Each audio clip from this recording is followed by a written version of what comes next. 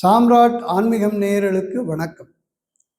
காஞ்சிபுரத்தில் 2019 அத்திவரதரை குளத்திலிருந்து எடுத்து 48 நாட்கள் வைத்து பூஜை செய்து எல்லோரும் வணங்கிறோம். நாம் வேண்டிய வரங்களை பெற்றோம். அதே போன்று கும்பகோணத்திலே வரதராஜ பெருமாள் கோவிலிலிருந்து எடுத்து மார்ச் 1ஆம் தேதி முதல் 10 நாட்கள் பூஜை செய்ய போகிறார்கள். அபிஷேகம் ஆராதனை எல்லாம் செய்வார்கள்.